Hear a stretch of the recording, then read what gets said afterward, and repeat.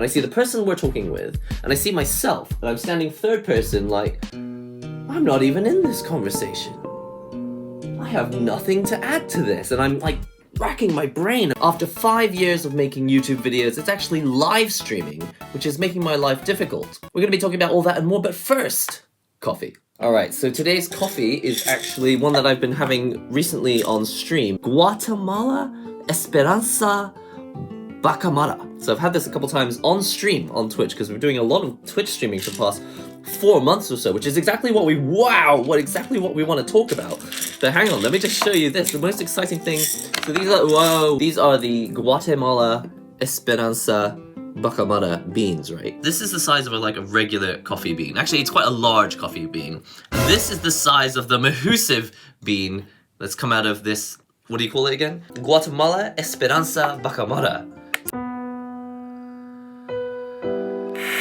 This thing's freaking huge! But size isn't everything, as they say. First of all, let's go ahead and put some of these beans into the grinder. Twitch is the place where you can go to live stream, which is very similar to live streaming here on YouTube, but the community seems to be quite different. Like the type of people there, the type of sharing and caring that happens on Twitch, like it happens on YouTube as well, but it's like a slightly different variety. Also, it's nice to have a platform to keep my content separate, because the content when you live stream is quite laid back and happens over the course of a number of hours.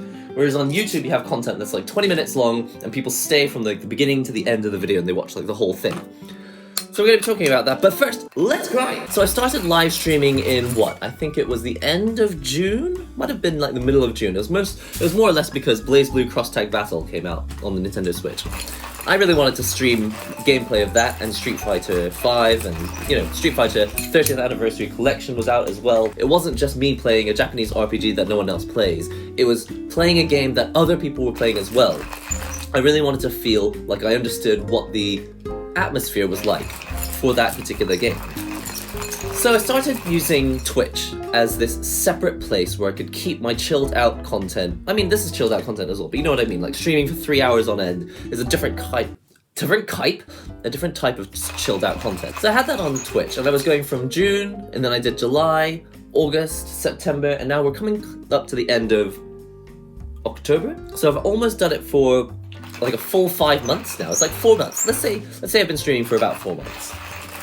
And I've done about 2, 3, or 4 streams a week for all of those. So that's 5 times 4 is 20. 20 times 3 is 60. And I've done it for 2.5 hours each time. So I've done 150 hours of Twitch streaming, which I'm gonna be honest, probably in a whole year on YouTube, I won't actually record 150 hours of content.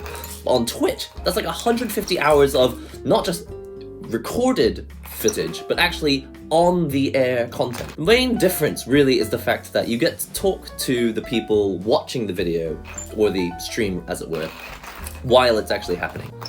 So once I started streaming on Twitch, I just got really addicted to the fact that I could hang out with people and play games at the same time. Because making YouTube videos is actually quite a lonely process. If you don't have people watching you or playing the game with you in the room, you're just sitting there playing the game by yourself, and you can't really do it with friends unless you want them to be part of the video, if you want their commentary to be a part of that video. And because I wasn't doing that a whole lot, going on Twitch was kind of wow, there's a place where I can go and hang out with my friends, people who kind of agree with me on a lot of things. But it's all started to slightly snowball out of control. Wow, the other thing about these beans, because they're huge, is because they don't get caught in the actual grindy bit. This isn't the grindy bit. They kind of don't fall into the cavity there. This is really, really difficult to see. Is that it? Have we got it? It just will not go in. It's the huge bean. We have a survivor. This is hilarious. This bean refuses to be ground. Let's not grind, he says. This giant bean. Look, it's the same size as my fingernail. It will not be mashed. I'm gonna keep it as a souvenir. All right, let me go and get the hot water.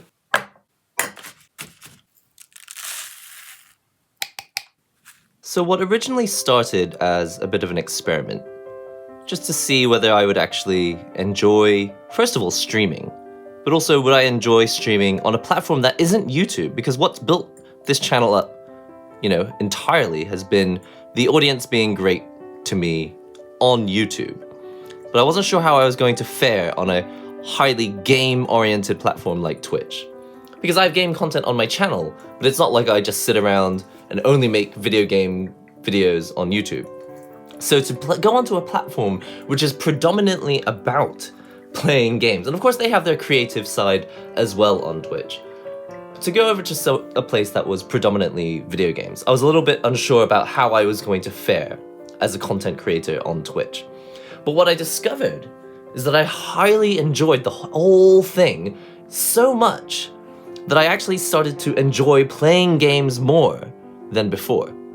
Where before I was enjoying games because they were new experiences, once I started Twitch, I started to enjoy games just because I felt like I'd regained an interest in games, and this goes it goes hand in hand with fighting games. It's not like fighting games got me back into games, or that Twitch only got me back into games, especially this year, from June of this year. Since Street Fighter 30th Anniversary Collection came out, and BlazBlue Cross Tag Battle came out, I would say that thanks to those releases, I ended up streaming a lot of fighting games, and those two aspects working together really helps me realize that I do enjoy gaming. I would call myself a gamer now. Right, and this goes hand in hand with the previous coffee video that I had made. But what was worrying was the fact that I was having so much fun chatting to people who agreed with me on so many aspects that it actually started to become detrimental in my everyday life. And it came all to a fore recently when I went to my friend's wedding. And I was trying to converse with people, and who knows, maybe they didn't even notice that anything was particularly unusual. But when I was chatting to them, I was talking a bit about them. I would ask them questions like, oh, how are you, and what do you do? And then they would sometimes ask me, and they'd go, oh, and how about you? I would tell them what I do. I'd tell them what I enjoy, and then we would just hit this brick wall, and there'd be no conversation after that. We wouldn't know what to say after that point. And I was like, this never happens on Twitch. No matter how much you run out of stuff to say, if there are people watching your stream, they'll come up with something recent that they want to say, or bring up, or ask for your opinion on, or there's some recent controversy happening on Twitch about what people are wearing on their streams, and maybe, hey, what do you think about that? And so people are really great in chat, because they bring stuff up, because they really want this conversation to continue. But I was being faced with a real life situation where actually it was like, this person, if this conversation isn't going well, they could just move over to someone else at the wedding and chat to them instead. And I was not used to it.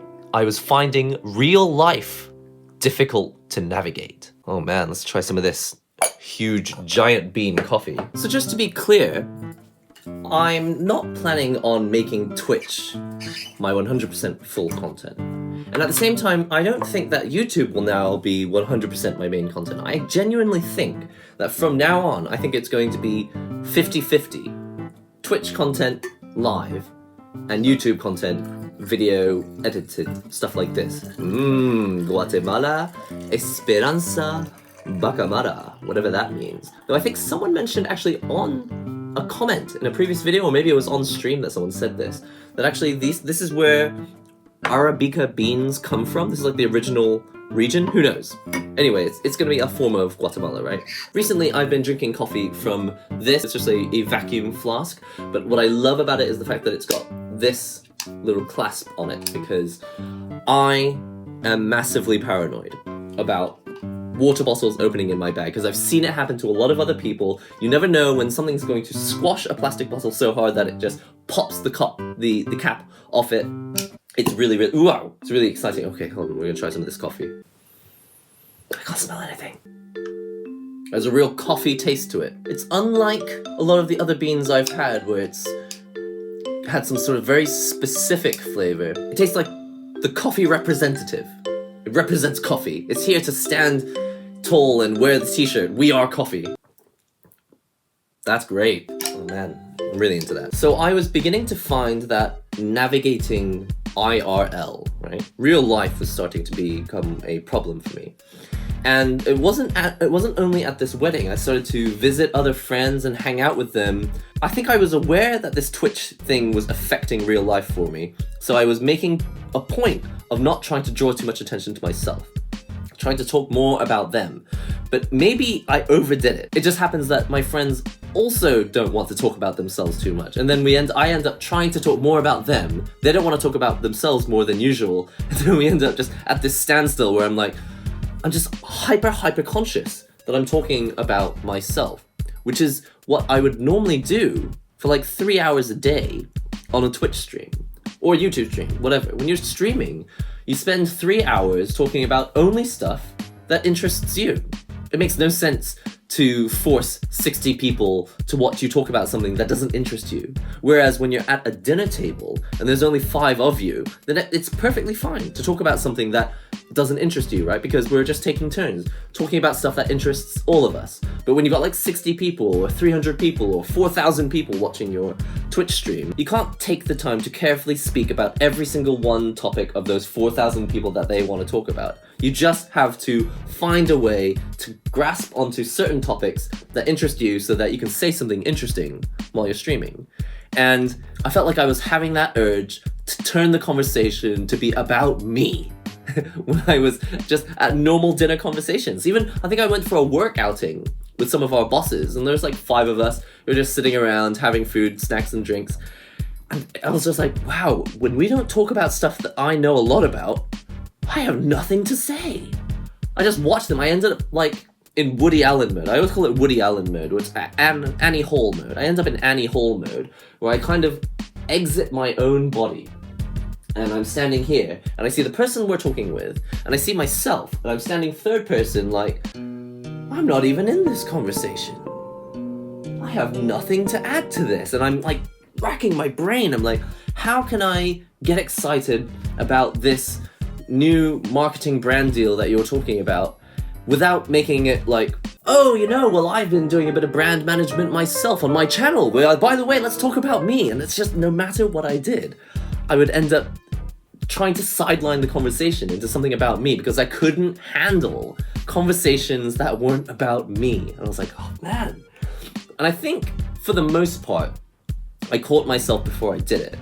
But in my head, I could hear the conversation that I was trying to have. And I was like, probably better to just say nothing.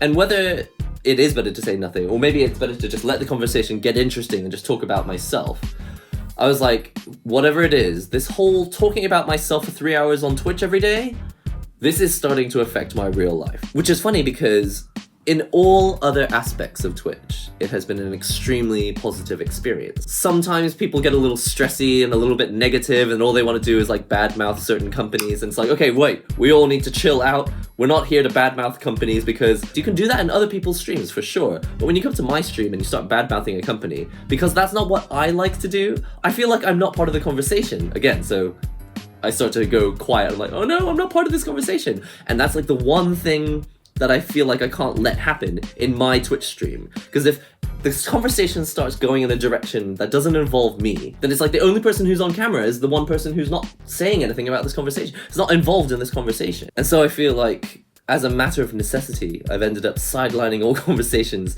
to involve me. You can have almost any conversation you want, but there are certain conversations which I'm like, if I don't want to be a part of it, then I'll just say like, I prefer if we just don't talk about this in the chat. I will say that in chat. Whether that's good or bad, I don't know, but I think it avoids it snowballing into a really negative zone. So if I were going to find a solution to this, I don't know if the answer is to just not stream, and I don't know if the answer is to just stop talking to my friends.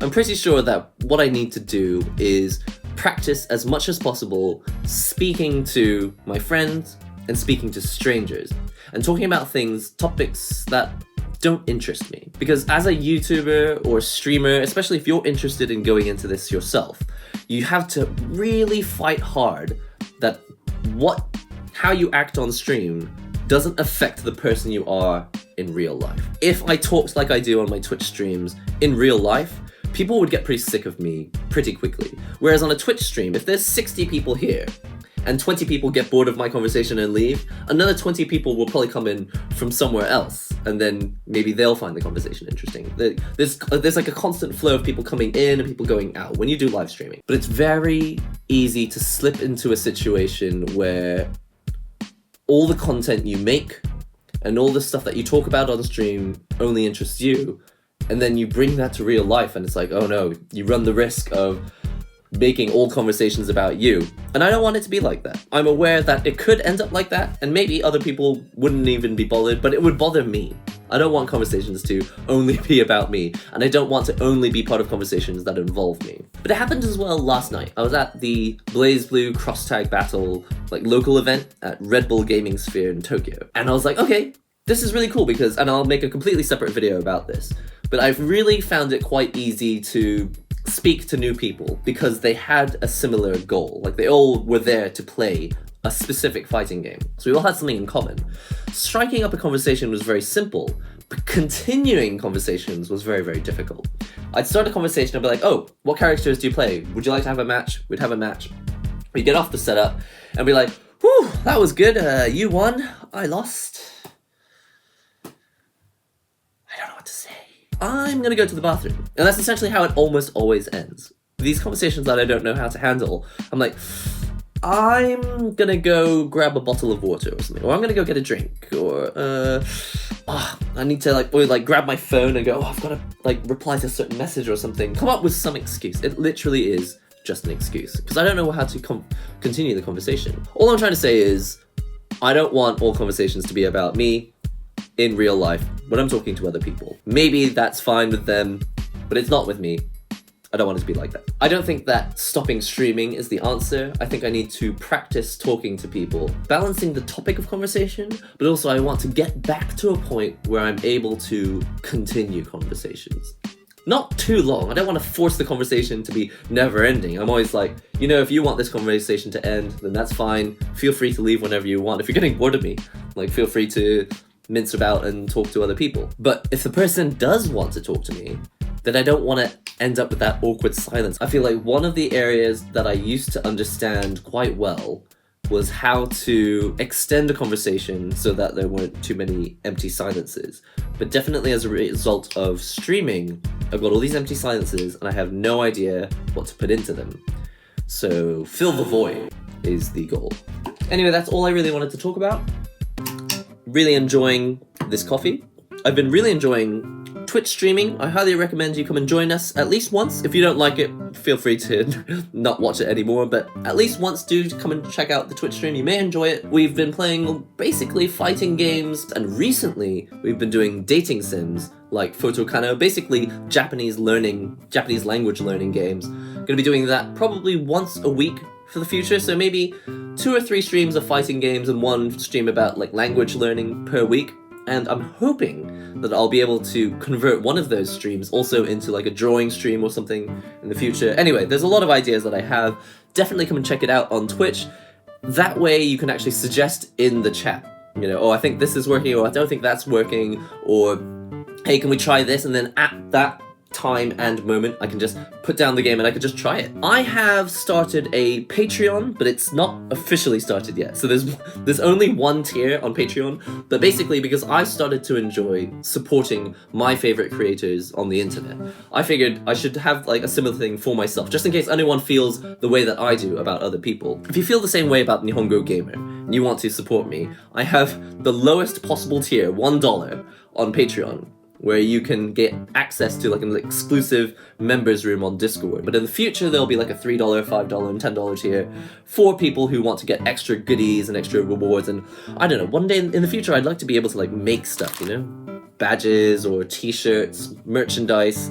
I'd love to have a t-shirt that says but first coffee on it or something. So if you're interested in being an early bird on Patreon, follow the link. I guess I'll put it in the description of this video. I think it's patreon.com/NihongoGamer or something like that. I've given this advice out before on streams as well. If you're a creator, especially if you're a musician or you're an artist of any sort, you're trying to make a profession out of your hobby, then one of the best things that you can do is open up channels roads that lead money to you. Because if you write music, you won't usually have like a single piece of music that makes all your money.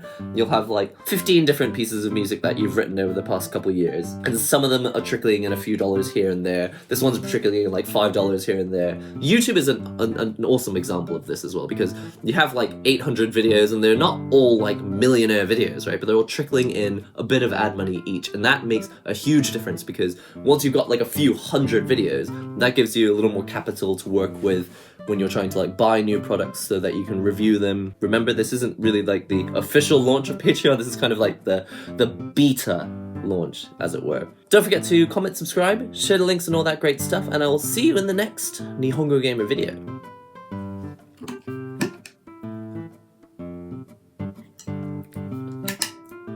That's coffee. That's coffee.